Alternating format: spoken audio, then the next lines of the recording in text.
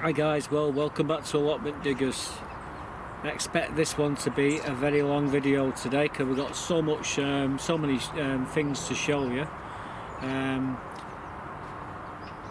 it was easy just to do one video rather than do 3 videos. I could have done 3 videos quite easy, but I thought what the heck, we've like I say, I've just done all these, so I'm doing more things now.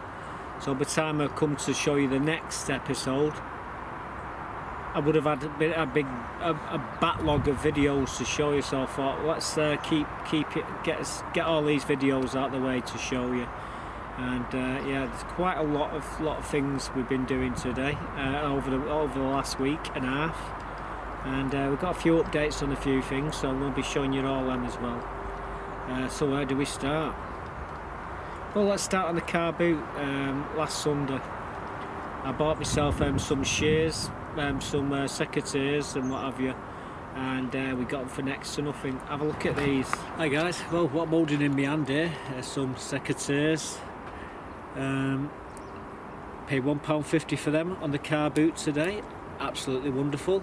They'll take care of the raspberries and the gooseberries and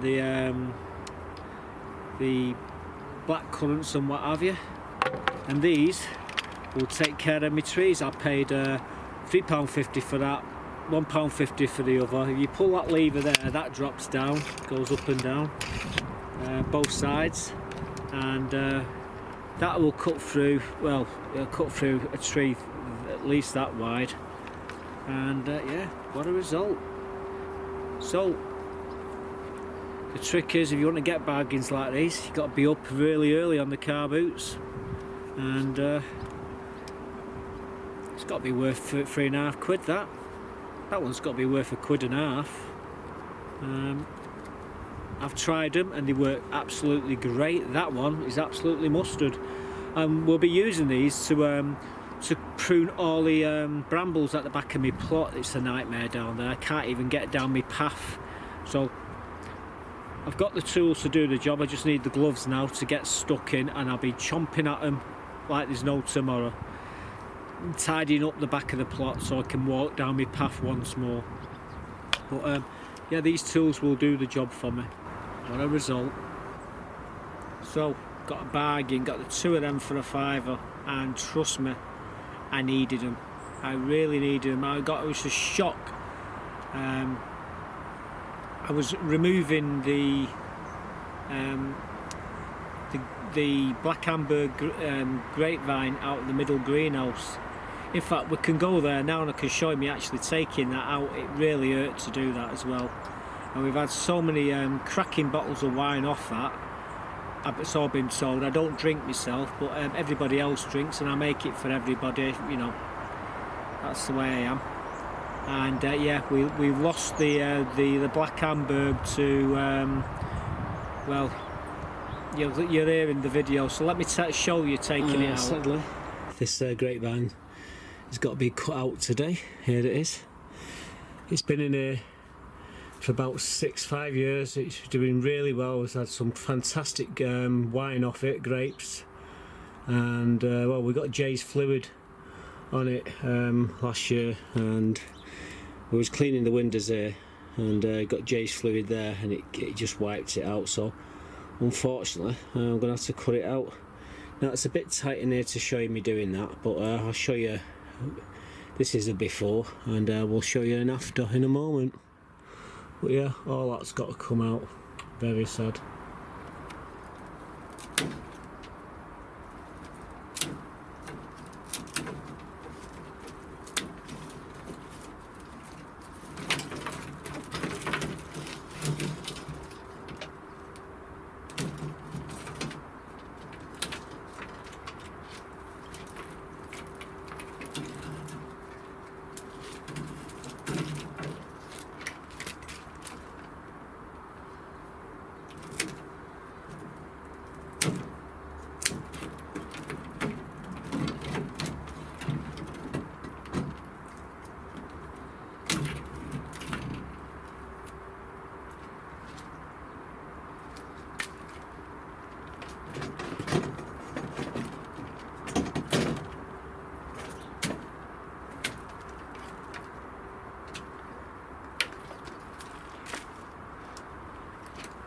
Well, we've got the part what runs down the centre. We've just got the main stem to pull out, so let's just I can move the camera into position so you can see. Well, here's the final bit which is to be taken out, and it's just a matter of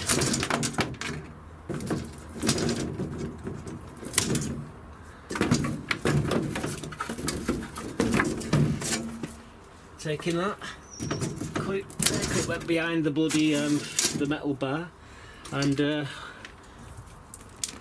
try and pull it. Yeah, it's coming out easy enough. To think all that, and that's the rootstock there. That's it. That's given me about 30 odd bottles of wine. No, it's given me more. It's given me 48 bottles of wine, and yeah, anyway, it's coming out, so it's out, and we're going to be putting another one in there shortly. Very sad, but it had to do it. There you go, the grapevine's out. We'll leave these things in the roof here to train them along the roof again when we get the other one, when we start the other one off. But as you can see, it's all cleared out. I've just got a few buckets in here at the moment. I'll be putting a grapevine in there very soon. We'll have to get one started, aren't I? So watch this space. So we removed it, as you hear there, and we're going to replace it with the offspring off its offspring, basically. So it will be going back. There will be one going back in there, and yeah, it was taking the actual grapevine down to the compost bin. When we got there, we was absolutely shocked to find that you couldn't even walk down the back of the allotments. So out comes the shears, and I'm going to show you what it looked like before and what it looked like after. So let me show you that now. We arrive at the back of the plot, and we're first confronted with these rose hips. Them need to be tied into the fence.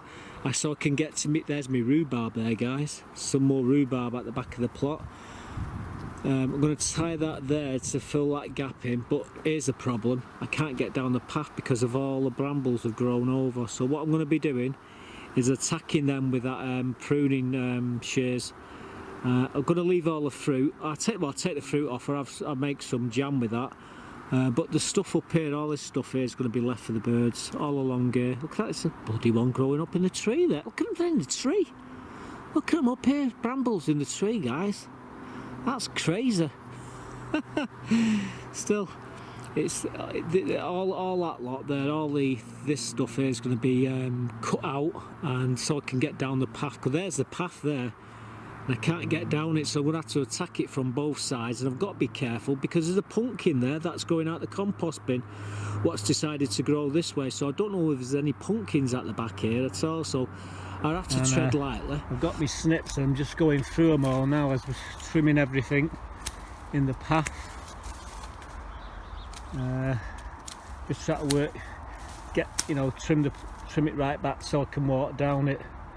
And well, eventually we will be able to walk down there.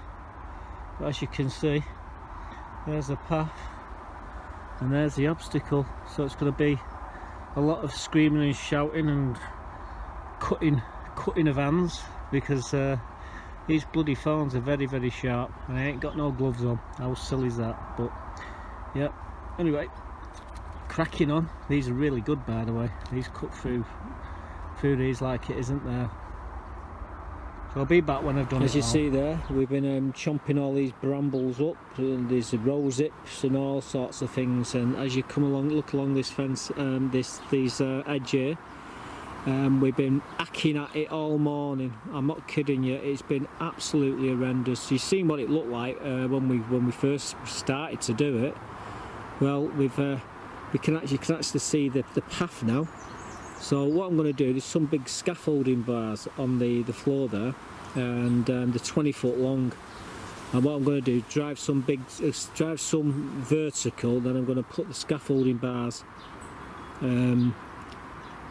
up against them, and I'm going to push the whole lot back towards the fence here. The fence is about 4 foot behind these brambles here, so I'm going to push them right back and that should tie everything in nicely and make it all, so it doesn't want to keep falling back on towards the path. He's got a pumpkin down there, some pumpkins. You can see the rhubarb now. I've left some of them hanging over here, these brambles, because there's some nice berries on there, so we're going to pick them, then I'm going to chop them back. I'll come up with me privet shears and we'll give them another haircut, and we should be sorted. Be able to walk up and down the back of my plot. You should be able to walk right round your plot on all your plots, but mine's the only one what you can actually do that on the back part of this allotment, unfortunately. But yeah, that's what we've been doing. We've been chomping all this lot up, so now I've got to move it all and burn it. That's the next job, but I'm going to dry it out first, I think. So I need to find where my burning bin is, who's got my burning bin, and take it back for the time being, because yeah, I need it now. Well, I found my burning bin on my next door neighbour's plot, tipped upside down, so all I've got to do is find somewhere where I can do a bit of burning, and we'll burn all the leaves off them bushes. Yeah, we found the burning bin. In fact, we're going to take the burning bin on my brother's plot, because he's got a lot of scrap wood there that we want to burn, and all the ash will be coming back onto my plot. I'm not daft. If you get any ash like that, sprinkle it where you're going to put your onions, and next year you'll have onions like that. Well, so I've been told, and it does work. Anyway, enough about potassium and all that lot, but they really do like potash onions. So if you got fire going, save your ashes. They come in handy. Anyway, what do we do after that? Well, funny enough, we were back in the greenhouse, because as I was taking the grapevine down, I noticed that my tomatoes have all succumbed to blight. Now, last year we had some tomatoes outside, and they were just ripening, starting to ripen, and they caught blight off my next door neighbour's plot. And I thought, leave them on to ripen a bit more, and within 3 days, all the ones that were ripened was full of disease. So basically, we had to throw 80% of the tomatoes away. It's absolutely gutted. So we just caught it in time, this blight. So I thought, right, that's it. They're all coming out. So that's what we've done. So let me show you me doing all that now. Okay, so we're in the middle greenhouse, and as you can see, we've got fruits right in here. But right alongside them, blight. Got blight, and I've noticed a few more bit of blight here. So we've harvested 90% of the tomatoes. There's still a load of tomatoes. You can see tomatoes right in here. So we're just going to remove the trusses and take them out. I think that'll be the best way to then tidy this greenhouse up, and might put some lettuce or something into the beds in here. But as you can see, we've had some nice tomatoes. Yeah, there's another one. Look at them beautiful tomatoes. So anyway, that's what I'm going to do. Some nice plum tomatoes. There's plum tomato. There's plum tomato. Yeah, beautiful plum tomatoes. Cherry tomatoes. There you go, cherry tomatoes. There's all sorts of tomatoes in here.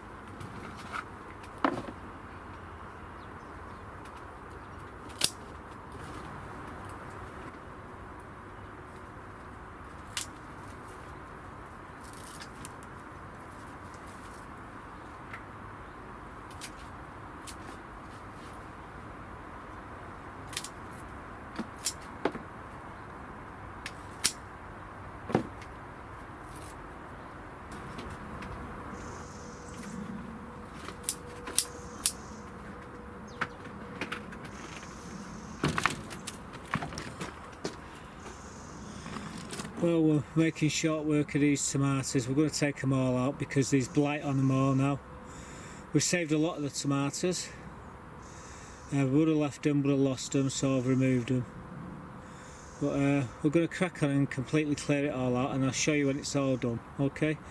So, you know, we'll put all them, wash all them halos and everything, and then we can put something else in this side of the greenhouse. Well, I'm just going to give this a bit of an O-in, and then I might put some lettuce into this greenhouse here. Let's say the tomatoes, I've took all the tomatoes out. We got caught blight on them.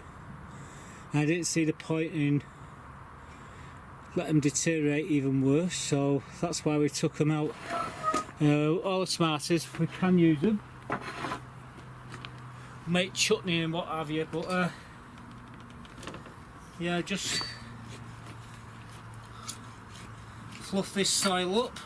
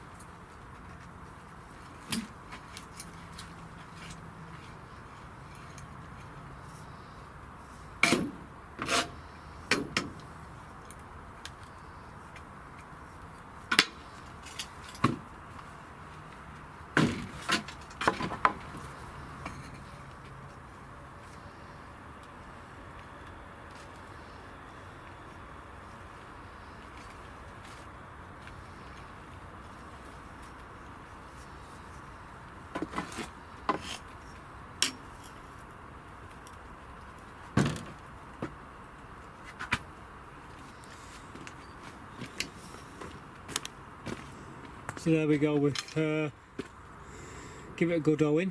What we will do now is put some lettuce in there or something, and we just got to go and clean all these pots up and put them to one side in the greenhouse, in the shed.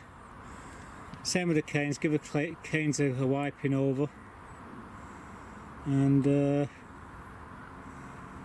we can call it a draw on this greenhouse for today. So we washed the halos, washed the canes, and these are the tomatoes. These are the ones I'm going to be taking. These are this plum and this Moneymaker and Alicante in there. These are cherry tomatoes. We've got the last of them, and then we've got these green ones which will ripen in either the shed or the greenhouse. Just leave them in the dark, they ripen on their own. You don't need to do anything. So yeah, we've not done too bad this year. I've been taking bags of them tomatoes like this home every week for the last couple of weeks. So you know, we've had a fair few pound. I couldn't estimate how much we've had. But if you say there's £5 of tomatoes, we've probably had about 30–40 pound, and then there's these ones here. So it's been a good year for tomatoes, even better year for cucumbers, and we've removed all the cucumbers now, as you saw. And chilies, we've been taking a few chilies. I'll show you them again. I'm just going to put all this lot away and have a nice cup of coffee. There's my flask. So onwards and upwards. So the canes, the pots have all been sterilised, everything's been put away, and there's some nice tomatoes there. The green ones will ripen. You don't need to do anything, just leave them there, they will ripen naturally. You can even make chutney from them, so it's up to you, whatever your bent goes to. But yeah, absolutely gutted about that. But you did hear me say in the video there that I was going to put some lettuce in there. Well, I've got two lots of lettuce, and well, let me show you me putting them in, because that's what we did next. We did use some slug pellets as well, and I'll explain the reason why. Well, you're going to see the reason why, so let me show you. Today we're going to be putting these butterhead and these crisp lettuce into the greenhouse. Now we've just got the O, there's the O there. and we just hold the soil in the greenhouse. So what we're going to do, we're going to be putting these in. I'm going to do 2 rows, row of each of them, and basically the winter glasshouse varieties, and you know, so they can take the cold temperatures, so as it gets later on in the year they won't suffer. So we're going to get them in here now. I'm going to set the camera up and I'll show you me putting 1 or 2 of them in, and then I'll come back and show you what they all look like afterwards. But we're going to be putting 2 rows, a row of each in, so I'm going to crack on and we'll be right back. Just got to remove that bloody out of the way and then we can get stuck in. Right, so we've got the cane. We're using the cane as basically you know, to keep the line nice and straight, or straight-ish anyway.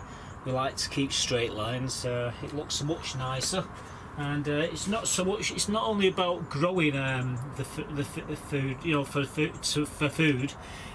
We do like to look at it as well and admire it as well as it's growing. So I just picked 1 or 2 of the dead leaves what were on these. So I'm just gonna now simply just put them in. So it's just a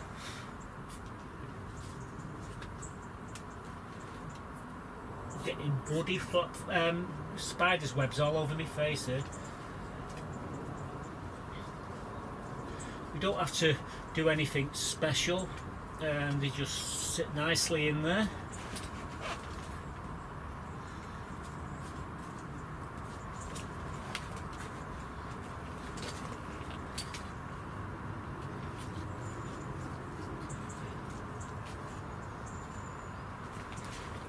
Can't see these others. Let me just swing the camera around.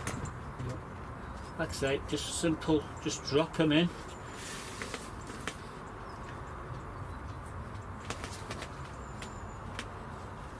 So they're the butter red lettuce. Now I'm going to have to sort the camera out now to do the other row, but you get the idea. That's what we're doing. So like I say, I'm just going to move the camera out of the way and then we'll be right back. So guys, what we're doing, see these dead leaves here, we're just pinching them out. Serve no purpose at all. So that's what we do, just trim them. And there's a little plug.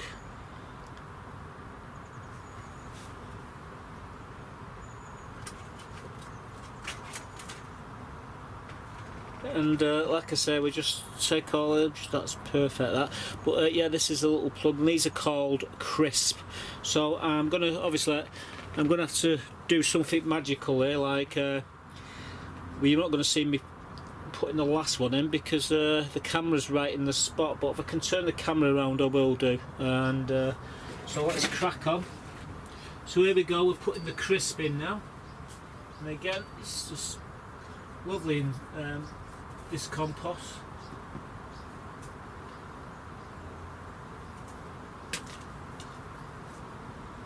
It'll take them next to no time to actually start to, you know, spread out the roots in the soil.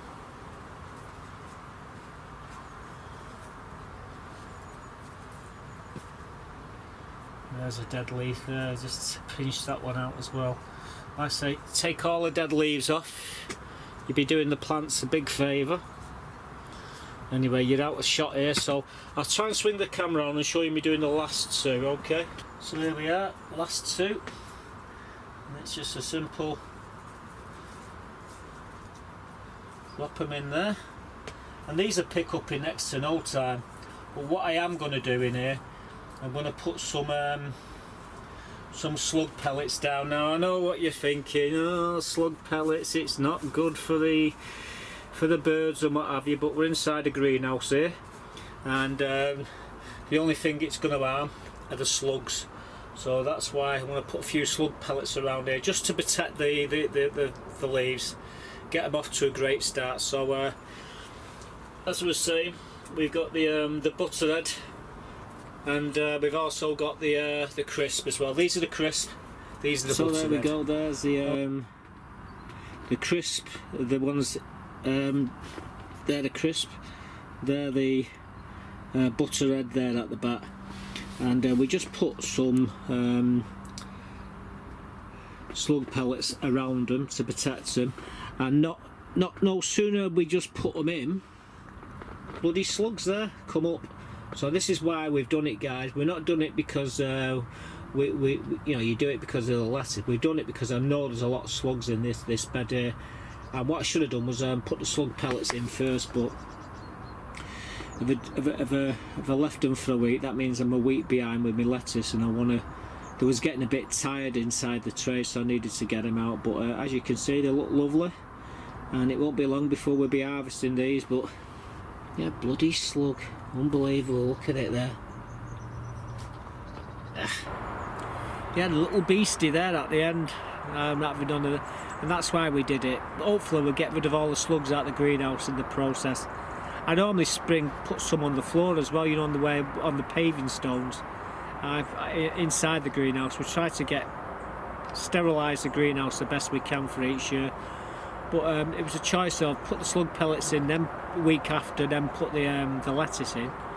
I just didn't want to waste another week, so that's what we did. Anyway, so there you go. We got two lots of more lettuce. Keeping in the greenhouses, I've got an update on the potatoes. What we started about 10 days ago, I think, maybe a bit more. And have a look at these. Update on these Maris Piper Christmas potatoes, and as you can see, we've got them up. If it's about a week and a half, 2 weeks now since we planted them. And what I might do is just put a bit more soil in that bucket just at the top. But we've got 1, 2, the one there hasn't come up, and the other 3 have. So we've got, out of 6 of these tubs, we've got 5 of them that have actually broke the soil. Might stick another potato in that other one, but yeah, there's the result. Look at that, I can't believe it. Up already, very good.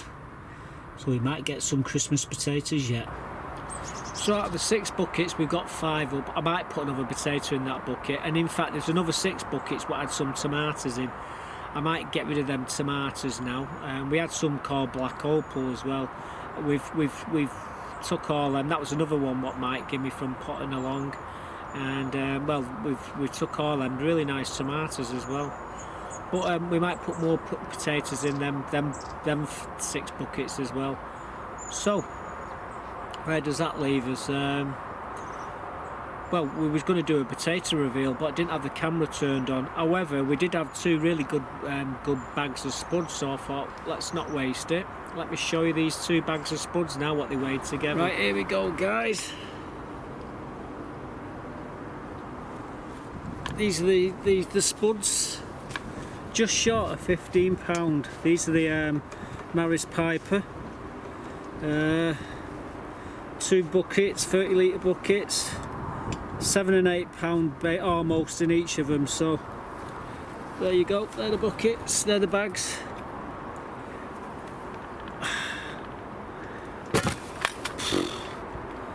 Well, that was hard work, but yeah, they're about, it's a good weight that actually. We normally get about £3-4 pound out of each bucket. I have been known to get up to £18.5 out of a 30 litre bucket, but not this year. Been drought, been really bad. Started off constant raining and what have you, which put everything back a month or so. And then when it started to pick up, we ended up with drought. So the spuds have really suffered this year, but £7 and £8 out of a couple of buckets isn't too bad. And the good news is I've got that compost now to put to good use, and I will be very shortly. So there you go, there's the spuds, and got about another 40 buckets to go. So they come out of a 30 litre bucket, clover compost, Gromo, and basically we've left them to do what potatoes do, and well, they've done it. However, I was quite surprised actually. I thought we wouldn't get any potatoes out of the buckets, but unfortunately I didn't have the video camera on at the time. But you know, there's £15 of spuds there, and I'm going to be having some of them for me tea with some loin chops, lamb chops that is. Another thing, we was in the cold frame sorting all my onions out. I didn't do a video on that, but in the corner I noticed I was given 4 big juicy seeds off Mike from Potting Along. I've got the clip somewhere. I will be doing an how-to on the loquats in the winter, but yeah, in the corner there it was all on its own, little loquat. It's actually germinated. They take a hell of a long time, up to 3 months to germinate these things, but we've got it germinated, guys. And let me show it you now. Guys, would you look at that? This is me little loquat. I did 4 seeds about 3 months ago, and it was in the cold frame outside, and I noticed it in the corner anyway. We brought it in here, and there it is in the pot. We won't be long before we'll be potting this on. So there's the result. This was I was given 4 seeds off Mike from Potting Along, and well, we managed to get one of them to germinate, so I'm really chuffed with that. Look at that beautiful little plant, very healthy. There's the result. So Mike, that's Mike from Potting Along. 1-0 to me. How's yours doing? He was doing some as well. He had a damn sight more than me. I only had 4 seeds, so I've got one of them to come up, 3 more to go. There's every chance he will do. They do take a long time to germinate. Anyway, moving on. Talking about seeds, I decided to sow some seeds. I've got 3 packs of seeds that I'm going to show you now. We only did 2 of these packs, unfortunately. We did them about 12 days ago. So I'm going to show you the seeds that we sold, and then I'm going to show you another little clip, an add-on, what we did a little bit earlier today. So these are the seeds what we directly sold into the beds. So have a look at these. Well, I thought we'd put a few of these turnip, Swedes and beetroot in today. Just directly sow them into the beds. We still got time, end of the month. It's the last. That'll be the last time we can actually directly sow into the beds. And who knows, we might get some turnips, Swedes and beetroot for Christmas. Yeah, the Swedes are called Sweet Bell, and apparently got a long cropping season, so that's the reason we're putting them in. And again, these are Marion, these Swedes. Apparently, the clubroot and mildew resistant, and you know, we get a winter harvest from them. And then we got these Detroit 2s, the beetroot. Never tried them before. High yielding, so we're going to throw them in and see what happens. If anything happens, so be it. But we've got a few little spots there that we can put a few rows in. We'll sprinkle them in, and then we'll thin them out as they come up. That's if they come up. But you know, you don't get them out unless you try. So yeah, we're going to put a few of these in, and fingers crossed we might get some. So we're going to get down at the back of the plot now, and we're going to sow a few of these. So hold on to your britches, guys. I'll be right back. Set this piece of wood in. This is me where I get me lines, and what I do, I've got a little stick here, and basically I run a couple of drills about 1 inch deep, and that's where I sow the seeds. So what I'm doing, I'm just putting a couple of drills in, so bear with me and we'll be right back.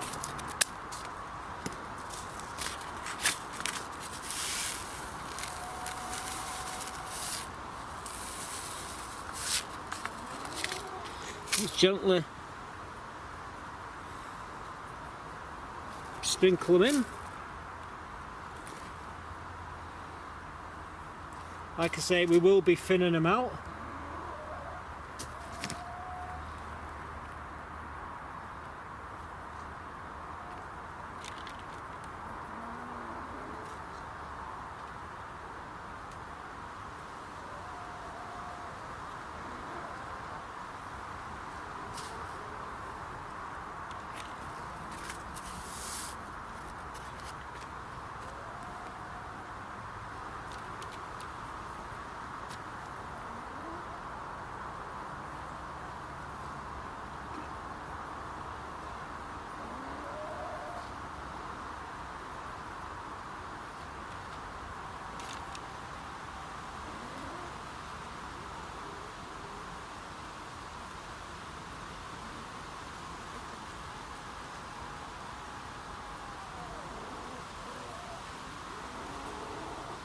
All we do now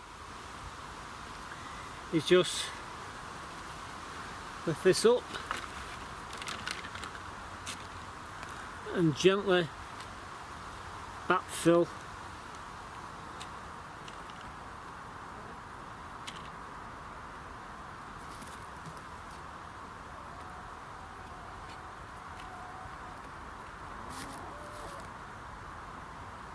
we put another drill in here, and like I said, I'm just going to put some beetroot into this one.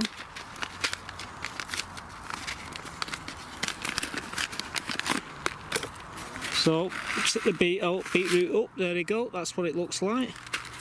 And these will be a lot easier to see, so just go down the line every few inches. Like I say, we can always weed them out when they come up if we put too many in.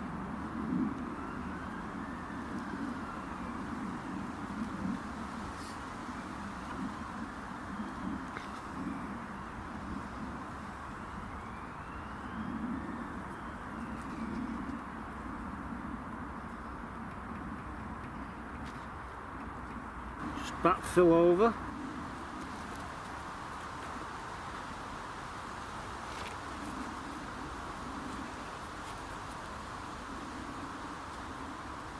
Press down.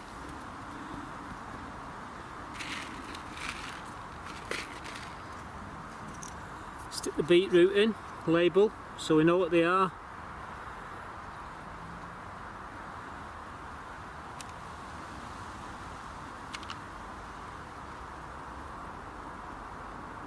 Just pressing these ones down as well.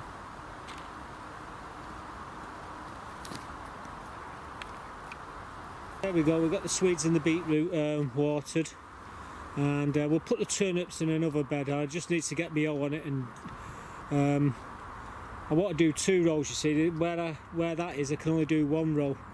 Unless I take the Swiss chard out, then I could possibly do another row there, but as it is, not got the room to do the turnips in that bed, so we're going to put them in a different bed. I've got to adjust the place to put them as well, so get me O out, and we'll do that tomorrow probably. Well, as you can see, the Swedes, 2 rows of Swedes, and along here you got 2 rows of beetroot. There's another row there of beetroot, so yeah, they're doing well, they're all up.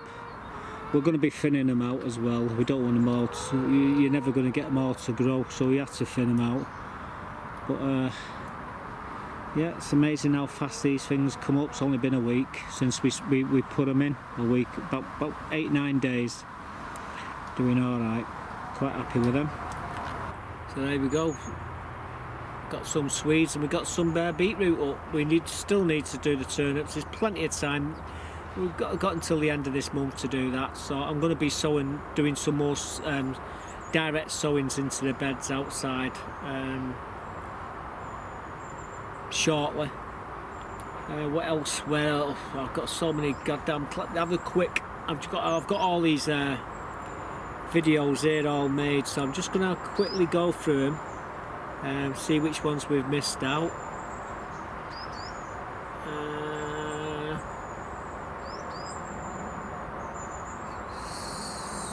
Remote move rates.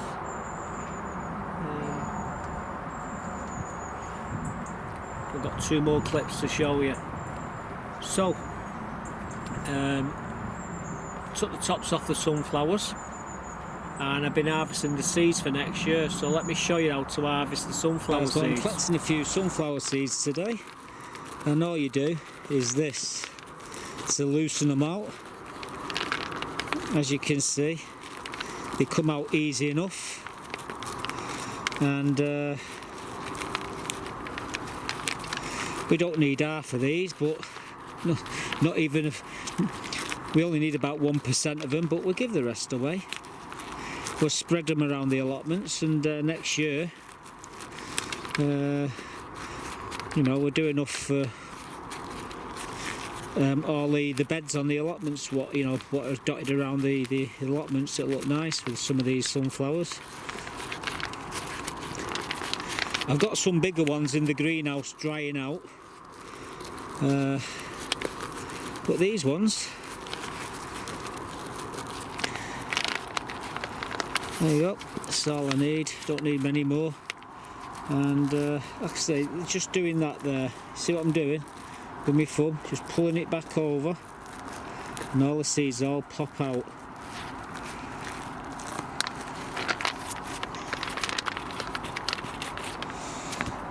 So there you go,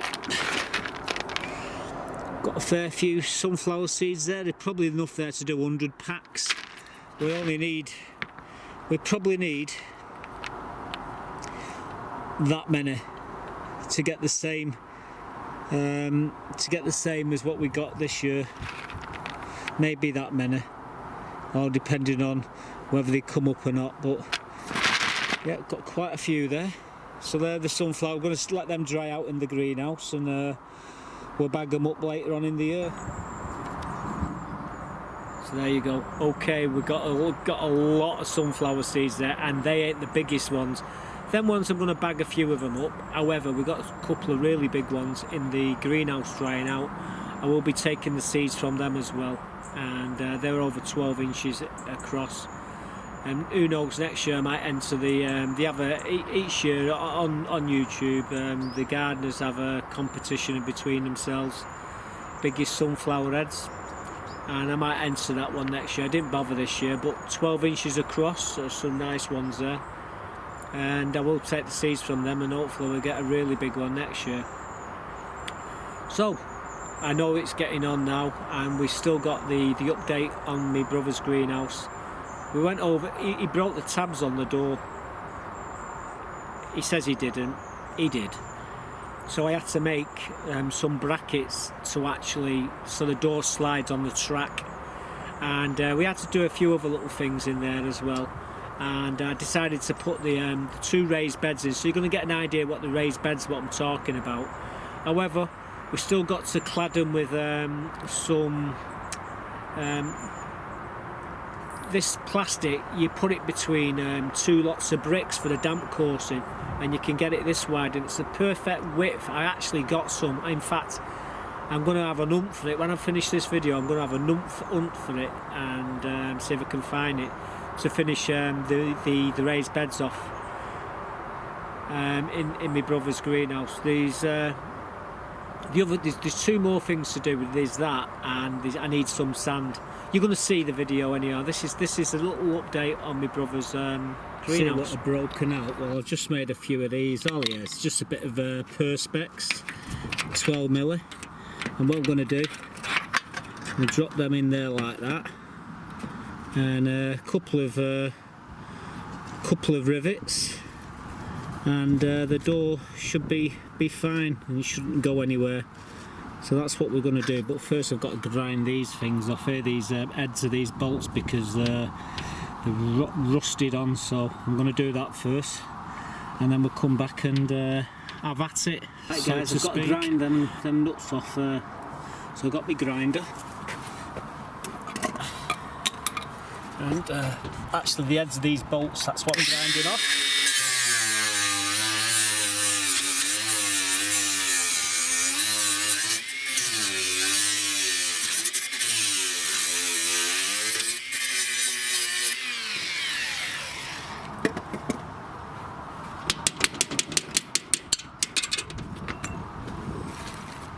Okay, so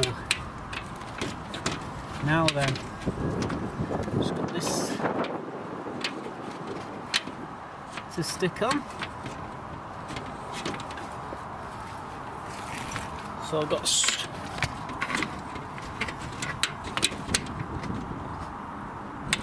push that down, get a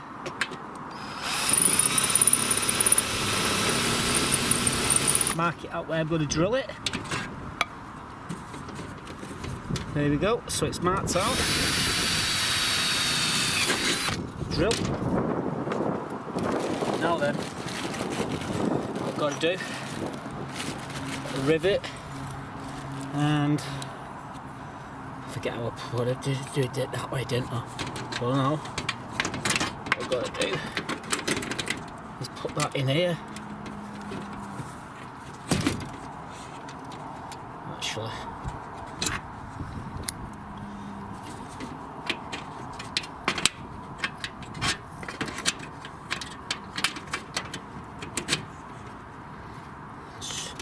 rivet that to there, and then it should slide up and down then, if I've done it right. There we go. It should pop any minute. There we go. Now it should slide.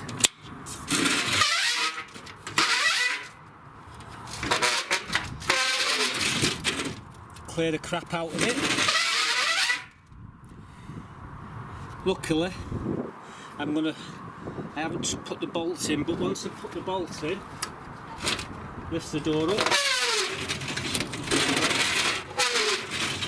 it slide then. So all I've got to do is put the bolt in at the top, and I've got a bolt to do that. So yeah, we just put a couple of, like I say, little bits of plastic there for the bottom of the door to slide on. Job's a good one.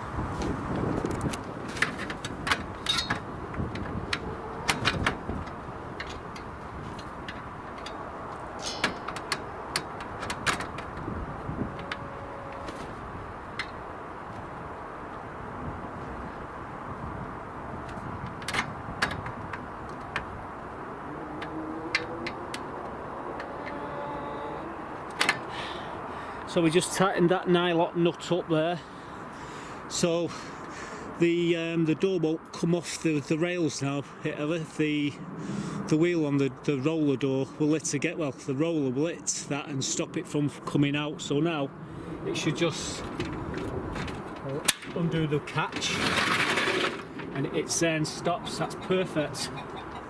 So job's a good one. So that's, hey, shut it.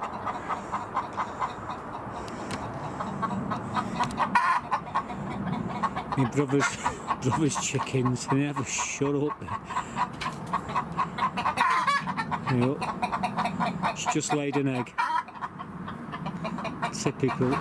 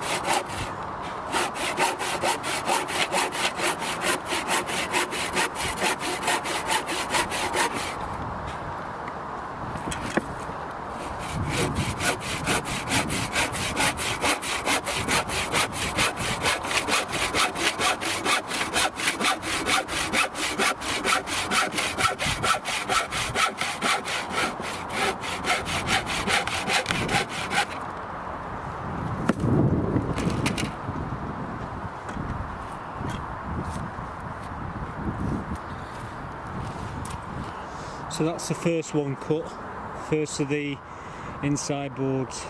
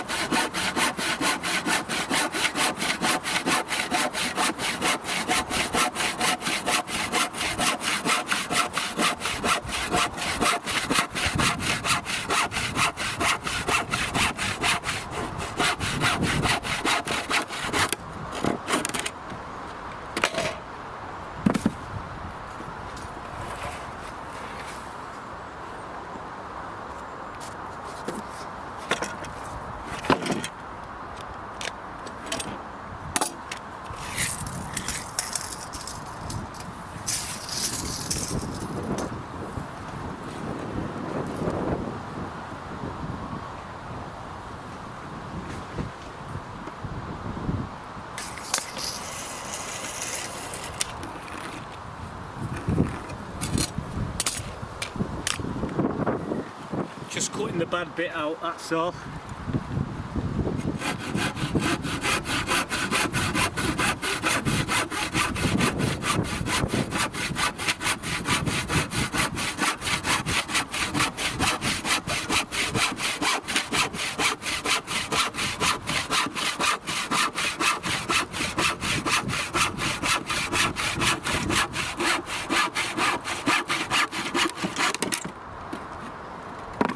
So we've got two planks. So all I've got to do now is get them in the greenhouse. We'll square everything up, put a couple of paving stones in. That'll give me the width of the path.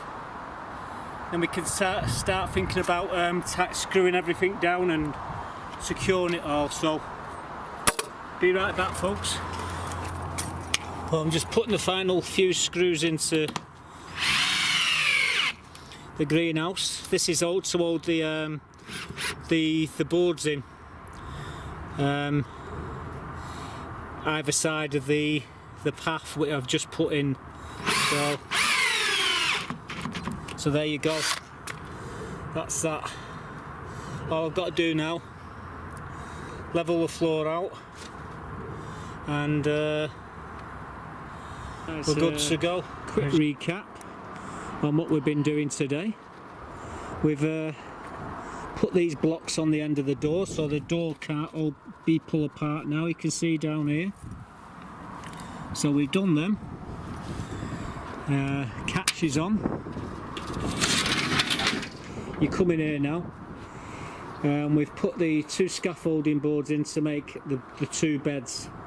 Now these are scaffolding boards, you know, you can get them from any scaffolders. These have been cut down so they fit an 8x6 greenhouse. That's how big this greenhouse is. And we mounted them on.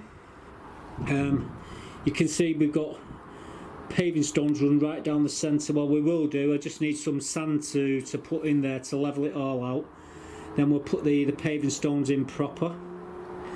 I've got to put a membrane around the edge of these boards here.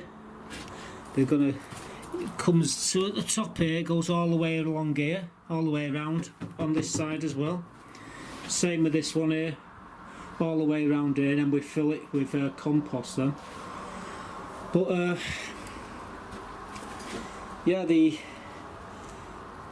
paving stones, we've got enough to do the whole lot. Come out of here, and we fixed the door, so we put a bolt in here to stop the wheel there. It's that and stops from coming out now. So that's as far as we've got. I will put the membrane in soon. There's no rush, but I do need some sand to level the paving stones here, and yeah, it's almost complete. So we're almost done. I'll get that done sometime in the week, and then we've got to sort his paths out. His path, you can't work out where his path starts and his plot starts, because he's got grass. The guy who had the plot before him had a really, the grass path was too big, so we're going to reduce that and turn it back into a proper path. But before we do that, I've got to run a line down his plot from one end to the other to get straight edge. So we'll be doing that shortly as well. We've got lots of other things to show you, but I thought this video now was basically a catch up of all the little clips that I've been doing and I've not had a chance to put up. So I know it's been a long one. I know you probably all run out of coffee, tea and your popcorn. So until next time, give you a bit of a chance to make your popcorn for the next one. But thanks for watching, guys. Let me know what you think of what we've been doing today, and I'll see you all in the next one. So goodbye for now. Ooh.